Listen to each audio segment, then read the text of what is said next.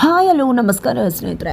ಭದ್ರಕಾಳಿಯಾದಂಥ ಭೂಮಿ ಕೊನೆಗೂ ಇಲ್ಲಿ ಜಯದೇವ ಅಟ್ಟಹಾಸಕ್ಕೆ ಬ್ರೇಕ್ ಹಾಕೋ ಸಮಯ ಬಂದೇ ಬಿಡ್ತಾ. ಏನಾಯಿತು ಏನು ಕಥೆ ಇದು ಎಲ್ಲವನ್ನ ಕೂಡ ತಿಳ್ಕೋಬೇಕು ಅಂದರೆ ಈಗಲೇ ನಮ್ಮ ಈ ಚಾನಲ್ನ ಸಬ್ಸ್ಕ್ರೈಬ್ ಮಾಡಿ, ಹಾಗೆ ಒಂದು ವಿಡಿಯೋವನ್ನು ಪೂರ್ತಿಯಾಗಿ ನೋಡೋದನ್ನು ಯಾವುದೇ ಕಾರಣಕ್ಕೂ ಕೂಡ ಮರಿಬೇಡಿ.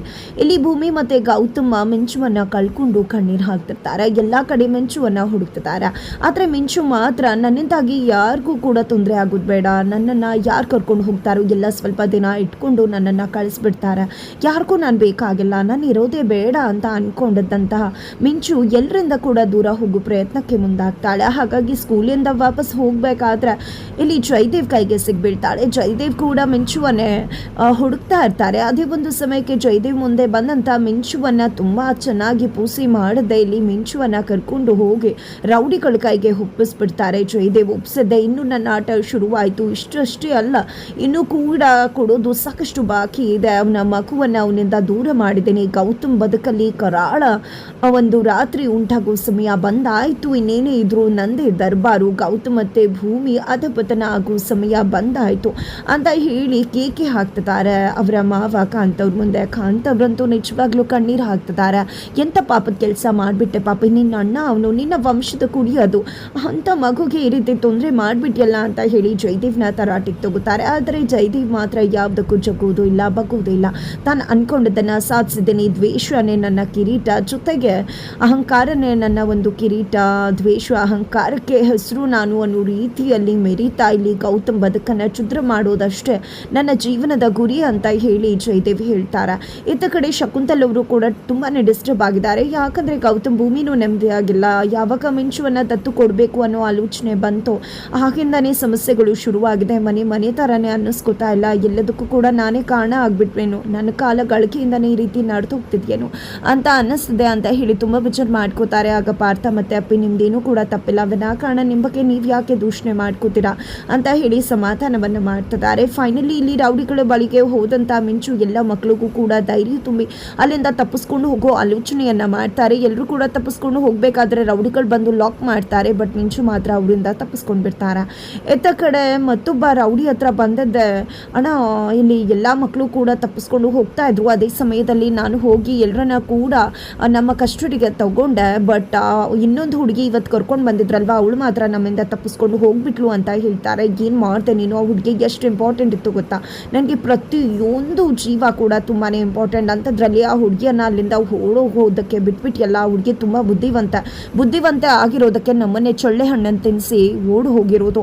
ಈಗ ಅವಳು ನಮ್ಮ ಬಗ್ಗೆ ಎಲ್ಲ ತಿಳ್ಕೊಂಡಿರ್ತಾಳೆ. ಖಂಡಿತವಾಗ್ಲೂ ಪೊಲೀಸ್ ಸ್ಟೇಷನ್ಗೆ ಹೋಗಿ ಹೇಳಿದ್ರೆ ನಮ್ಮ ಕತೆ ಮುಗಿಯತ್ತೆ, ನಾವು ಏನಾದರೂ ಮಾಡಲೇಬೇಕು. ಜೊತೆಗೆ ಆ ಜಯದೇವ್ ನಮ್ಮನ್ನ ಕತೆ ಏನು ಮಾಡ್ತಾನೆ ಅಂತ ಗೊತ್ತಿದೆಯಾ, ಖಂಡಿತ ನಮ್ಮ ಕಥೆಯನ್ನೇ ಮುಗಿಸ್ಬಿಡ್ತಾನೆ, ನಮ್ಮ ಜೀವವನ್ನೇ ತೆಗೆದು ಬಿಡ್ತಾನೆ ಅಂತ ಹೇಳಿ ರೌಡಿಗಳು ಹೆದರ್ಕೊತಿದ್ದಾರೆ.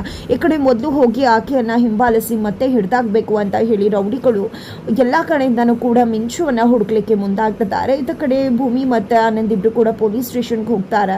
ಪೊಲೀಸ್ ಸ್ಟೇಷನಲ್ಲಿ ಈ ರೀತಿ ಕರ್ಕೊಂಡು ಹೋಗಿದ್ದೆ ಬೇರೆ ಕಡೆ ಕಳಿಸ್ಬಿಡ್ತಾರೆ. ತುಂಬಾ ಇಂಥ ವಿಷಯಗಳು ನಡೀತಾ ಇರತ್ತೆ, ಆದರೆ ಹುಡ್ಕೋದು ತುಂಬಾ ಕಷ್ಟ ಆಗತ್ತೆ ಅಂತ ಹೇಳಿ ಹೇಳ್ತಾರೆ. ಆಗ ಭೂಮಿ ಮತ್ತು ಆನಂದ್ ಇಬ್ಬರು ಕೂಡ ಒಬ್ಬ ವ್ಯಕ್ತಿಯನ್ನು ಭೇಟಿ ಮಾಡ್ತಾರೆ. ಅವರ ಮುಖಾಂತರ ಇಂಥ ಒಂದು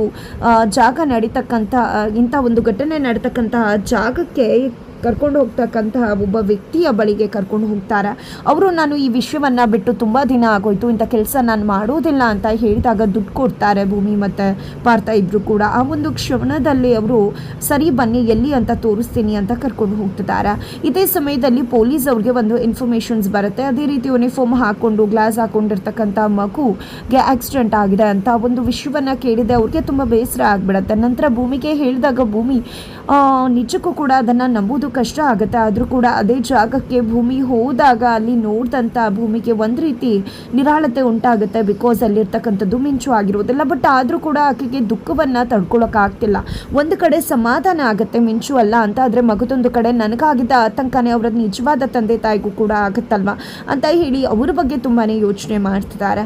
ಇತ್ತ ಕಡೆ ಮಿಂಚು ಯಾರ ಕೈಗೂ ಸಿಗಬಾರ್ದು ಅಂತ ಹೇಳಿ ದಾರಿಯಲ್ಲಿ ಓಡಿ ಬರ್ತಿದ್ದಾಳೆ. ಈ ಕಡೆ ಔಸ್ಕೂತಿದ್ದಾಳೆ. ರೌಡಿಗಳನ್ನ ನೋಡಿದ್ದೆ ಆಗಿದೆ. ಅದೇ ದಾರಿಯಲ್ಲಿ ಅಮ್ಮ ಭೂಮಿ ಕೂಡ ಮಿಂಚು ಇದ್ದಂಥ ಜಾಗವನ್ನು ಹುಡ್ಕೊಂಡು ಕರ್ಕೊಂಡು ಹೋಗ್ತಿದ್ದಾರೆ. ಇತ್ತ ಕಡೆ ಆನಂದ್ ಅವರು ಗೌತಮ್ಗೆ ಬೇಲ್ ಕೊಟ್ಟು ಬಿಡಿಸೋದಕ್ಕೆ ಸಾಕಷ್ಟು ಪ್ರಯತ್ನವನ್ನ ಮಾಡ್ತಿದ್ದಾರೆ. ಬಟ್ ಇಲ್ಲಿ ಮಗು ಸಿಗದ ಹೊರತು ಯಾವುದೇ ಕಾರಣಕ್ಕೂ ಗೌತಮ್ಗೆ ಬೇಲ್ ಸಿಗೋದಿಲ್ಲ ಅಂತ ಕೂಡ ಆಲ್ರೆಡಿ ಅವರ ಅಡ್ವೊಕೇಟ್ ಹೇಳಿದ್ದಾರೆ. ಹಾಗಾಗಿ ಆನಂದ್ ಇಲ್ಲಿ ಗೌತಮ್ ಕಡೆ ಬಂದ್ರೆ ಆ ಕಡೆ ಭೂಮಿ ಮತ್ತೆ ಪಾರ್ಥ ಇಬ್ರು ಕೂಡ ಮಗುವನ್ನ ಹುಡುಕೋ ಪ್ರಯತ್ನಕ್ಕೆ ಮುಂದಾಗಿದ್ದಾರೆ. ಈ ಕಡೆ ಗೌತಮ್ಗೆ ಮಗುದೇ ಚಿಂತೆ ಆಗ್ಬಿಟ್ಟಿದೆ. ಪೊಲೀಸ್ ಸ್ಟೇಷನ್ ಅಲ್ಲಿದ್ದೀನಿ, ಏನಪ್ಪಾ ಅದು ಇದು ಅಂತ ಯೋಚನೆ ಮಾಡೋದನ್ನ ಬಿಟ್ಟು ಗೌತಮ್ ಜಸ್ಟ್ ಮಿಂಚು ಬಗ್ಗೆನೇ ಯೋಚನೆ ಮಾಡ್ತಿದ್ದಾರೆ. ಇತ್ತ ಕಡೆ ಪೊಲೀಸ್ ಸ್ಟೇಷನ್ಗೆ ಬಂದಂಥ ಆನಂದ್ ಗೌತಮ್ ಅವ್ರ ಜೊತೆ ಮಾತಾಡಬೇಕು ಅಂತ ಪರ್ಮಿಷನ್ ಕೇಳಿದಾಗ ಪೊಲೀಸ್ ಅವ್ರು ಕೂಡ ಪರ್ಮಿಷನ್ ಕೊಡ್ತಾರೆ. ತದನಂತರ ಗೌತಮ್ ಹತ್ರ ಹೋಗ್ತಾರೆ. ಗೌತಮ್ ಹತ್ರ ಹೋಗಿದ್ದೆ, ನಾವು ಎಲ್ಲ ಕಡೆ ಹುಡುಕ್ತಾ ಇದ್ದೀವಿ, ಮಿಂಚು ಸಿಕ್ಕಿದ್ರೆ ತುಂಬಾ ಒಳ್ಳೇದಾಗತ್ತೆ, ನೀನು ಕೂಡ ಆಚೆ ಬರ್ಬೋದು ಅಂದಾಗ ನನಗೆ ಮಿಂಚು ಬಗ್ಗೆನೇ ಯೋಚನೆ ಆಗಿಬಿಟ್ಟಿದೆ. ನನ್ನಿಂದ ಎಂಥ ತಪ್ಪು ಆಗೋಯ್ತು, ನನ್ನ ಮಿಂಚುವನ್ನು ನನ್ನ ಕೈಲಿ ಕಾಪಾಡ್ಕೊಳ್ಳೋಕ್ಕಾಗಲಿಲ್ವಲ್ಲ, ಮಿಂಚು ಇಲ್ಲ ಅಂದರೆ ಖಂಡಿತ ನಾನು ಬದುಕ್ತೀನೋ ಇಲ್ವಾ ಅಂತಲೂ ಕೂಡ ಗೊತ್ತಾಗ್ತಿಲ್ಲ ನನಗೆ ಅಂತ ಹೇಳಿ ಗೌತಮ್ ಹೇಳ್ತಿದ್ದಾರೆ. ಏನು ಯೋಚನೆ ಮಾಡಬೇಡ ಗೆಳೆಯ, ಖಂಡಿತವಾಗ್ಲೂ ಕೂಡ ಮಿಂಚು ಸಿಗ್ತಾಳೆ, ನೀನು ಯಾಕೆ ಅದ್ರ ಬಗ್ಗೆ ಯೋಚನೆ ಮಾಡ್ತಿದ್ಯಾ, ಎಲ್ಲ ಕೂಡ ಒಳ್ಳೇದಾಗೆ ಆಗುತ್ತೆ. ಆ ಕಡೆ ಅದಕ್ಕೆ ಕೂಡ ಮಿಂಚುವನ್ನು ಹುಡ್ಕೊಂಡು ಹೋಗಿದ್ದಾರೆ ಅಂತ ಹೇಳ್ತಿದ್ದಾರೆ. ಈ ಕಡೆ ಭೂಮಿ ಮತ್ತು ಪಾರ್ಥ ಇಬ್ಬರು ಕೂಡ ಪೊಲೀಸ್ ಅವ್ರಿಗೆ ಈ ವಿಷಯವನ್ನು ಇನ್ಫಾರ್ಮ್ ಮಾಡ್ತಾರೆ. ಇಂಥ ಒಂದು ಜಾಗದಲ್ಲಿ ಕಳಿಸ್ತಾರಂತೆ ಜನಗಳನ್ನ ಬೇರೆ ಕಡೆ, ದಯವಿಟ್ಟು ನಿಮ್ಮ ಸಹಾಯ ಕೂಡ ಬೇಕಾಗಿದೆ, ನಾವು ಆ ರೌಡಿಗಳನ್ನ ಅಟ್ಯಾಕ್ ಮಾಡೋದಕ್ಕೆ ಅಂತ ಹೇಳಿ ಭೂಮಿ ಮತ್ತು ಪಾರ್ಥ ಪೊಲೀಸ್ ಅವರನ್ನು ಕೇಳ್ಕೊಂಡಾಗ ಪೊಲೀಸ್ ಅವರು ಕೂಡ ಅವರಿಗೆ ಸಹಕಾರವನ್ನು ಕೊಡ್ತಾರೆ. ಫೈನಲಿ ಪೊಲೀಸ್ ಅವರ ಜೊತೆ ಭೂಮಿ ಪಾರ್ಥ ಎಲ್ಲರೂ ಕೂಡ ಮಗು ಇದ್ದಂಥ ಜಾಗಕ್ಕೆ ಹೋಗ್ತಾರೆ. ಬಟ್ ಅಲ್ಲಿ ಆಲ್ರೆಡಿ ಮಗು ಕಾಣಿಸ್ತಿಲ್ಲ, ಆಕೆ ಬೊಮ್ಮೆ ಮಾತ್ರ ಕಾಣಿಸ್ತದೆ. ಇಲ್ಲಿ ಭೂಮಿ ಜೋರಾಗಿ ಚೀರ್ಕೊತಿದ್ದಾರೆ ಮಿಂಚು ಅಂತ ಹೇಳಿ, ಆದರೆ ಮಿಂಚು ಅಲ್ಲೇ ಔತ್ಕೊಂಡಿದ್ದಾರೆ. ಬಟ್ ಆ ಭೂಮಿ ಕಣ್ಮುಂದೆ ಬರ್ತಿಲ್ಲ. ಆದರೆ ಮಿಂಚುವಿನ ಆ ಗೊಂಬೆಯನ್ನು ನೋಡಿದಂಥ ಭೂಮಿ, ನಿಜಕ್ಕೂ ಇದು ನನ್ನ ಮಗಳು ಗೊಂಬೆನ, ಎಲ್ಲಿದ್ದಾಳೆ ನನ್ನ ಮಗಳು ಅಂತ ಹುಡುಕ್ಬೇಕಾದ್ರೆ ಒಬ್ಬ ರೌಡಿ ಸಿಗ್ತಾರೆ. ಪೊಲೀಸ್ ಅವರು ಅವರಿಂದ ಬಾಯಿ ಬಿಡಿಸ್ತಾರೆ. ಎಲ್ಲರೂ ಕೂಡ ಅಂತ ಹೇಳಿದಾಗ ನೀವು ಬರ್ತಿದ್ರ ಅನ್ನೋ ವಿಷಯ ಗೊತ್ತಾಗನೆ ಎಲ್ಲರ ಜೊತೆ ಹೊರಟೋಗ್ಬಿಟ್ರು ಅವರು ಬೇರೆ ಜಾಗಕ್ಕೆ ಅಂತ ಹೇಳ್ತಾರೆ. ಜಾಗ ಯಾವುದು ಅಂತ ತಿಳ್ಕೊಂಡಂಥ ಪೊಲೀಸ್ ಅವರು ಭೂಮಿಯ ಜೊತೆಗೂಡಿ ಮಗದೊಮ್ಮೆ ಅದೇ ಜಾಗಕ್ಕೆ ಹೋಗ್ತಿದ್ದಾರೆ. ಆದರೆ ಮಿಂಚು ಅವ್ರ ಜೊತೆ ಇಲ್ಲ. ಮಿಂಚು ಭೂಮಿ ಇದ್ದಂಥ ಜಾಗದಲ್ಲೇ ಇದ್ರು, ಆದರೆ ಮಿಂಚು ಭೂಮಿಯ ಮುಂದೆ ಬರುವುದಿಲ್ಲ. ಹಾಗಾಗಿ ಇಲ್ಲಿ ಭೂಮಿ ಮಕ್ಕಳನ್ನ ಹುಡುಕೊಂಡು ಅವರಿರ್ತಕ್ಕಂಥ ಜಾಗಕ್ಕೆ ಹೋಗ್ತಿದ್ದಾರೆ. ಇಲ್ಲಿ ಮಿಂಚು ತಪ್ಪಿಸ್ಕೊಂಡು ಹೋಗಿದ್ರು, ಬಟ್ ಮತ್ತೆ ರೌಡಿಗಳ ಕೈಗೆ ಸಿಕ್ಕಿ ಮತ್ತೆ ಅದೇ ಜಾಗಕ್ಕೆ ವಾಪಸ್ ಬಂದಿದ್ರು. ಯಾವಾಗ ಪೊಲೀಸ್ ಅವ್ರು ಬರ್ತಿದ್ದಾರೆ ಅಂತ ರೌಡಿ ಗೊತ್ತಾಯ್ತು, ರೌಡಿ ಅಲ್ಲಿಂದ ಎಸ್ಕೇಪ್ ಆಗಿದ್ರು. ಬಟ್ ಮಿಂಚು ಮಗುದೊಮ್ಮೆ ಅವರಿಂದ ತಪ್ಪಿಸ್ಕೊಂಡ್ರು. ಇಲ್ಲಿ ಭೂಮಿ ಬಂದ ಮೇಲೂ ಕೂಡ ಮಿಂಚು ಬರಬಹುದಿತ್ತು ಅಮ್ಮನ ಬಳಿಗೆ, ಬಟ್ ಆಕೆ ಬರುವುದಿಲ್ಲ. ತದನಂತರ ಇಲ್ಲಿ ಭೂಮಿ ಕೊನೆಗೂ ಆ ರೌಡಿಗಳು ಎಲ್ಲಿದ್ದಾರೆ ಅಂತ ತಿಳ್ಕೊಂಡಿದ್ದೆ ಅವರ ಮೇಲೆ ಅಟ್ಯಾಕ್ ಮಾಡ್ತಿದ್ದಾರೆ. ಭದ್ರಕಾಳಿಯಾದಂಥ ಭೂಮಿ ಎಲ್ಲ ರೌಡಿಗಳಿಗೂ ಕೂಡ ಹಿಗ್ಗಾಮುಗ್ಗ ಬಾರಿಸೋದ್ರ ಮುಖಾಂತರ ತನ್ನ ಮಗುವನ್ನು ಹುಡುಕ್ಲಿಕ್ಕೆ ಮುಂದಾಗ್ತಿದ್ದಾರೆ. ಇತ್ತ ಕಡೆ ಪಾರ್ಥ ಕೂಡ ಫೈಟ್ ಮಾಡ್ತಿದ್ದಾರೆ. ಫೈನಲಿ ಎಲ್ಲರೂ ಎಲ್ಲಿ ಅಂತ ಹೇಳ್ತಿದ್ದಾಗೆ ಮಕ್ಕಳು ಎಲ್ಲರೂ ಕೂಡ ಕಾಣಿಸ್ತಾರೆ. ಫೈನಲಿ ಮಕ್ಕಳೆಲ್ಲರೂ ಕೂಡ ಸೇಫ್ ಆಗ್ತಾರೆ. ಬಟ್ ಮಿಂಚು ಮಾತ್ರ ಭೂಮಿ ಕಣ್ಣಿಗೆ ಕಾಣಿಸೋದಿಲ್ಲ. ಹಾಗಿದ್ರೆ ಮಿಂಚು ಮನೆಗೆ ಬರ್ತಾರ, ಮತ್ತೆ ಮಿಂಚುವನ್ನು ಹುಡ್ಕೊಂಡು ಹೊರಡಬೇಕಾಗತ್ತಾ ಭೂಮಿ, ಏನಾಗತ್ತೆ ತಿಳ್ಕೋಬೇಕು ಅಂದರೆ ಮುಂದಿನ ವಿಡಿಯೋಗೆ ವೇಟ್ ಮಾಡೋದನ್ನು ಯಾವುದೇ ಕಾರಣಕ್ಕೂ ಕೂಡ ಮರಿಬೇಡಿ.